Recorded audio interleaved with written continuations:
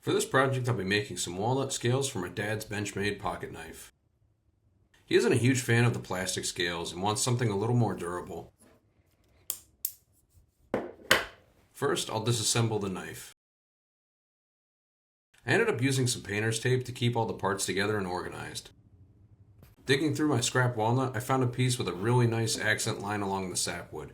This would look great for a knife scale. I could position the accent line along the center screw points of the plastic scales to run the grain lines down the middle. So I positioned the plastic scale and traced a guide line on the walnut scrap, and then removed the excess material with a pole saw.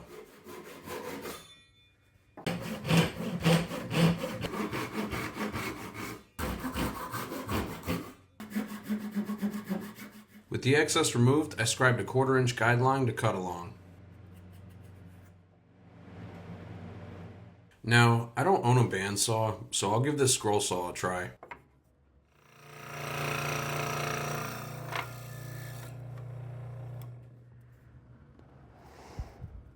Well, that didn't work. When I used this as a fence, and I tried pushing it through, all it did was pull this way.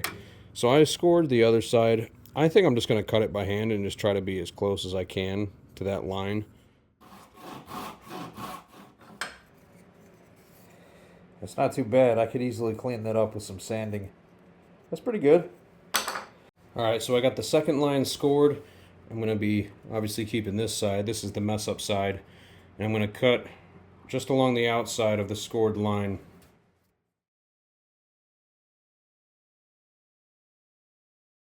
Alright, so not too bad on this one either. I walked a little bit away from the line, but I'd rather walk away from the line than towards it. Then cleaned up the surface with some 80 grit paper.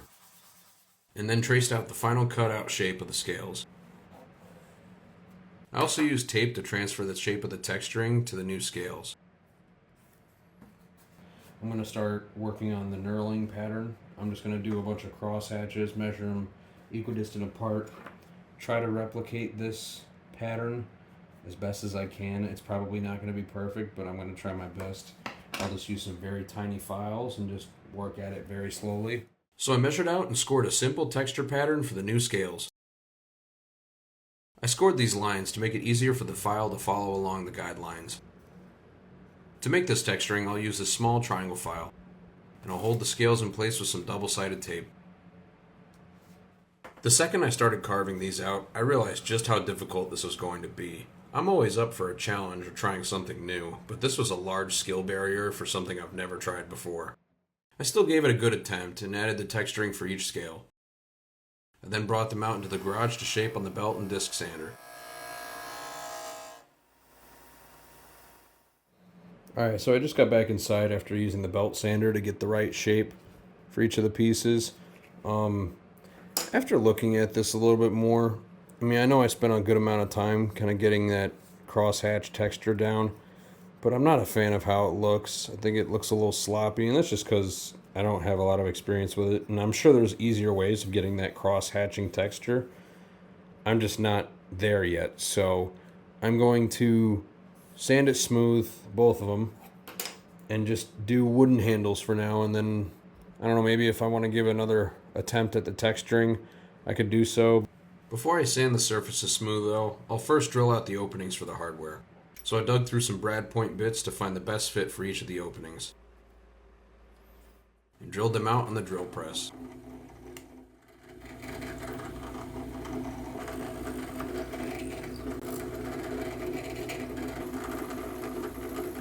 Once that was done, I cleaned up the openings with a file and sanded the surfaces smooth.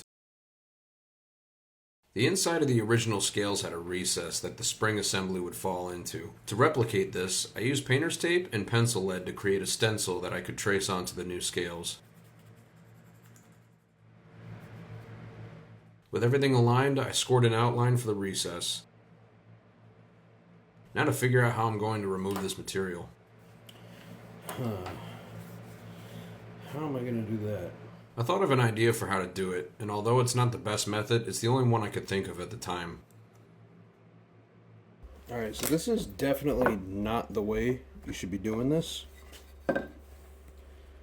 It's just how I'm doing it because the chuck of my Dremel is completely locked up and I can't get it undone to use the Dremel for this. So I'm using a Dremel bit on the drill press, which is flat, so I'll be able to get the depth I need and just kind of move the vise around to get the shape. Hoping it works, I don't know. So I use the drill press almost like a mill and move the vise around to carve out the recess. Don't get me wrong, I would not have done this if I had to remove more than 1/16 of an inch of material. Let me know in the comments if you know of a better and safer alternative to carving out a recess like this. Fortunately though, my weird idea worked, so now I'll just clean up the openings.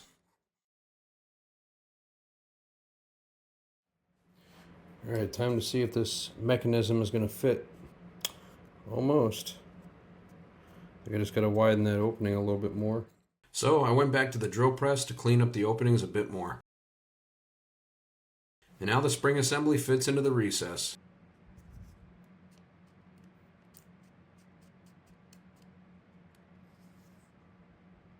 I forgot to countersink the inside because when I go to put the spacers in, it's too wide and I don't want to open it up too much. So if you see that compared to the gap up here, I need to countersink the little inserts for the spacers as well as countersink the nut or the screw and the nut on this side. But the cool part is that the mechanism actually works and it locks in place. I didn't have any countersink bits this small, so I just used a slightly larger drill bit and very gently drilled out small area around the openings. And once that was done, I could now dry assemble the knife. Fortunately, everything lined up and fit really well. However, there was definitely a little bit of friction with the spring assembly and the lock didn't fully engage.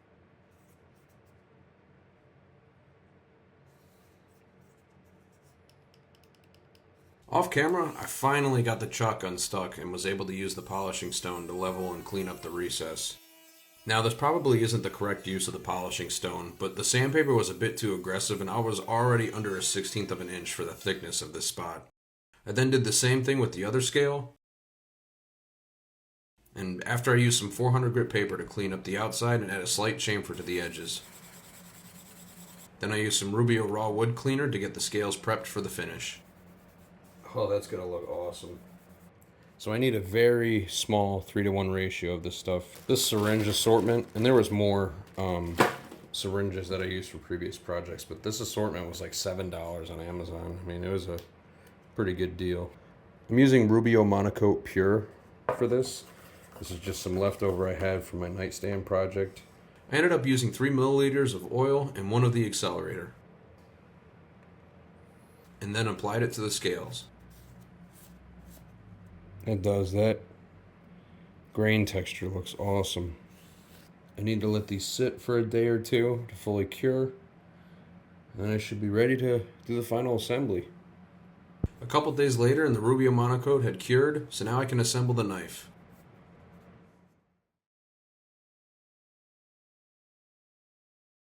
Got it all assembled, and I think the walnut looks amazing. The only thing is that this spring to engage in the lock of the blade likes to get stuck. I added a little bit of oil underneath the rails where this kind of slides on. You can see the shimmer a little bit just to help assist it a little bit more. Like that time it engaged, it's a little loose, but like if you push it all the way up, then there's no play. I decided to give it a few days of regular use to see if it just needed to be broken in. So for the past couple days, I've been, repeatedly opening and closing this knife, trying to work and operate the blade and the springs to see if it just needed to be broken in. And the good news is that opening the knife now, the lock engages and it holds the blade in place. It doesn't catch or anything. The only downside is that closing it, the lock doesn't re-engage. I still got to assist it and push it up to re-engage it. So I think what I'm going to do is, even though I applied the finish already, I'm going to take it apart one last time, and I might wrap like some 400 grit paper around a pencil end or like an eraser and just clean up the inside just very delicately. Just try to get it as smooth as possible for the springs to ride against. Here's a better look at the spring assembly. These springs protrude and rub against the inside of the scales, so I need to ensure that there is very little friction on the inside of the scales. So I cut a thin strip of 400 grit paper and wrapped it around the end of a Sharpie. And then used that to further clean up the recesses in the scales. I use 400 grit paper because it's not too aggressive and it more so polishes than removes material. And I didn't want to remove any more material on the inside. It's already getting extremely thin. So one last thing I'm going to do is use a very, very small amount of paste wax, and my hope is to reduce the amount of friction between the springs and the sides of the scales, and hopefully that allows the spring and the locking mechanism to move back and forth freely without having to manually operate it. Again, I'm using an extremely small amount because I don't want it to gunk up with pocket lint and have to take it apart and clean it, because that's just going to be a headache. So I applied a very small amount to the recess and reassembled the knife. I'm hoping this does the trick. I'm kind of running out of ideas. And that did the trick.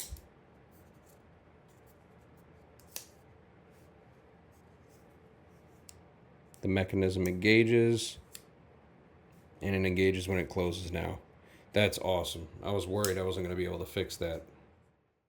After finishing the knife for my dad, I figured why not give it a try on one of mine.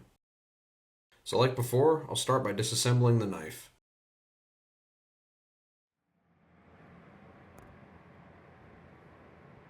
This pocket knife has a metal reinforcement, or like a frame on the inside, so because of that, I'm able to do glue ups in different types of material, whereas with the Benchmade, if the blade's open and you were to squeeze on the scales, there's nothing reinforcing the inside, and it could snap any glue up joint. So because this has a metal frame, I'm able to play around with more material. So I found a scrap piece of ash, cherry, and walnut, and I'm thinking if I do, the majority is walnut, and then I have an accent line, but the accent line is bordered with a thin strip of cherry, and then the main accent is the ash. I think it could look kind of cool. So I brought all 3 boards outside and began cutting some thin 45-degree strips that were wide enough to cover the width of the scales. With the pieces cut, I made a quick template to get a better idea of where the accents should fall on the scales. I'll also need these pieces to be relatively square for the glue up, so I'll mark the cuts now. I then remove the excess with my pole saws.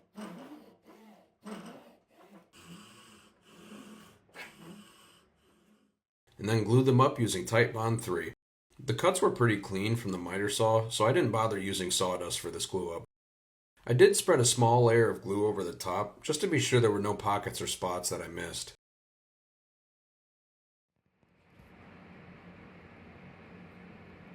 Time to see how it turned out.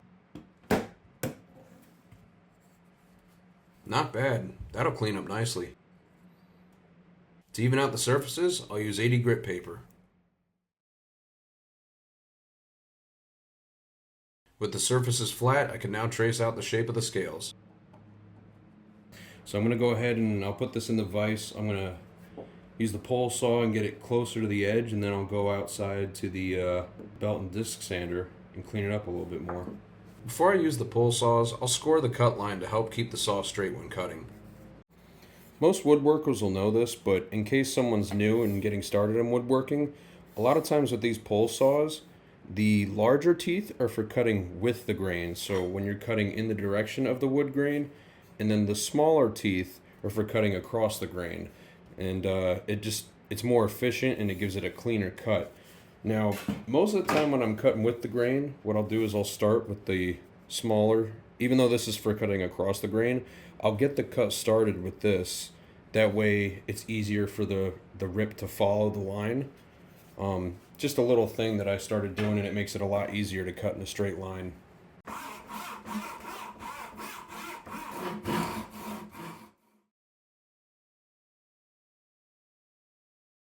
I started getting into the habit of checking to make sure this platform is square before using the disc sander. I've ruined a couple pieces by not doing this beforehand. I then shaped as much as I could on the disc sander, and then shaped the curve on the belt sander. I'll have to shape this a little more with some files, but that saved me a lot of time filing. Before I make any cuts, I'll use some calipers to measure and mark the thickness of each scale. I have to include this small tab in the measurement and then remove all the material around it. I then use the caliper jaws to transfer this measurement to the material. And use the marking gauge to carry this measurement around the entire piece. Now this was a trick I saw on YouTube, but I'm making a light cut along the back side to help guide the saw perfectly straight down the material. These cuts are going to be very thin, and I was willing to try anything to make sure that the cut was a straight line. In theory, this should work, but I still took my time and was extra careful when making these cuts.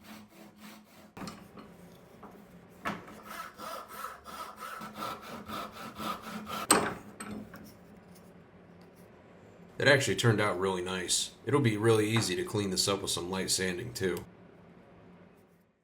So I repeated this exact process for the other scale. This one will be a lot thinner since there are no tabs or protrusions on the scale, so I'll have to be extra careful when cutting this one out. That is probably the best I could have done. I almost just snapped it in half. That would have sucked. Anyway, that's probably the best I could have done. The only spot that wasn't on the same plane is that little spot right there, which I could probably just take off with my thumb. That's pretty good. With the scales cut out, I'll now mark all the screw openings as well as retrace the outlines on. I then used a punch to mark each hole to help guide the drill bit. And then drilled the openings with the drill press.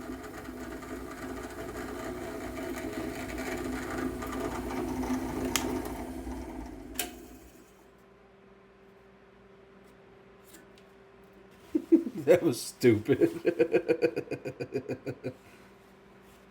Damn it, now I need a Band-Aid. Hold on. That wasn't my smartest move. I've got fatter fingers than I thought. With the boo-boo all fixed, I can now get back to drilling out the screw holes. Like the last set of scales, I'm using some double-sided tape on a 2x4 to hold them in place. So the thing I didn't like about the last knife scales was when I used the brad point bits on the drill press to countersink the openings for the screws. It was very hard to pinpoint the center since I had already drilled out the opening. And I don't have a countersink bit that small. So what I think I'm going to do instead is I'm just going to use a small drill bit and I'm going to go in the reverse direction and see if I can just kind of carve out a little channel for the screw. I'm going to try to keep it as centered as I can.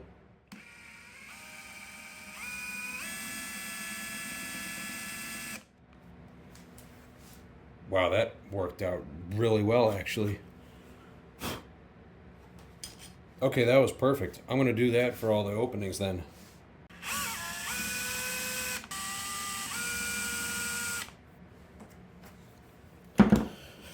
Awesome. Alright, so now what I gotta do is I'm going to measure the thickness of this scale, not including the tab, to see how much I need to bring it in. Not including the tab, I'm gonna lock it there. Might be a little hard to see, but that's how much I need to remove from the top layer. But I'm going to leave this tab, that way it matches the scale. So I set up a little jig to use the router plane and mounted the rails and scale to the workbench. I then used my utility knife to score around the tab to prevent tearing it out with the router plane. And then carefully remove the material around the tab.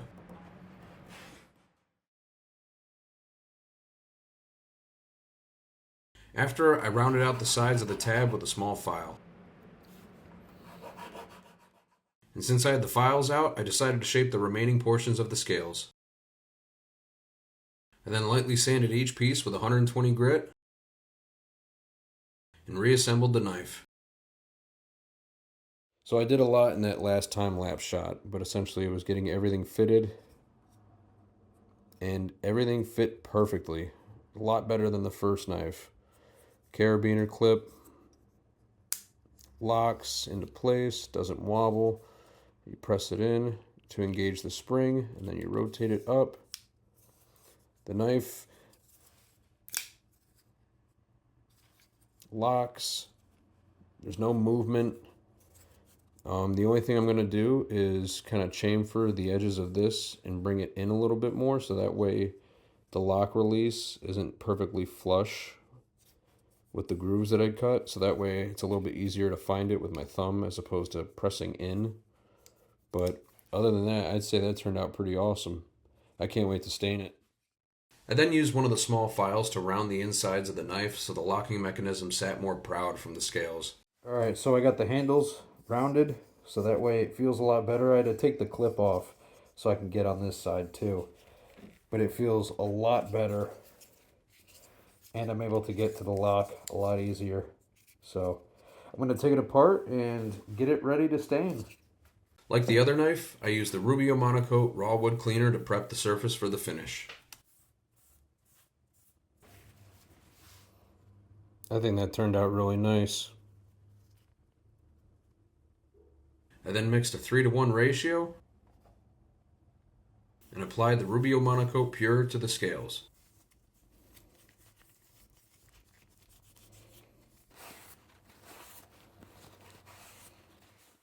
A couple days later, I came back to reassemble the knife, and just like that, both knives were done. This was definitely one of my more intricate projects, but it was a ton of fun and got me more comfortable working on a smaller scale. I just wish I could have added some material variety to the Benchmade knife. I just didn't want to risk having any joints fail during use.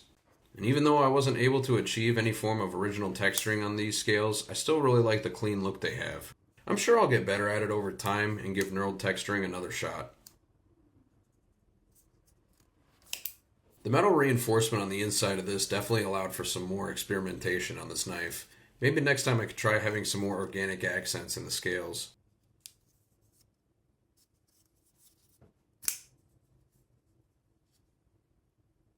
I'm very happy with how these turned out, though I'll definitely keep working on getting more comfortable with files and small detail work. Some of these openings could probably be a touch cleaner. But thank you all for watching. A full list of tools and materials used will be in the description of this video. Please let me know in the comments if you have any woodworking advice or cool ideas I should try for a future project. Thank you.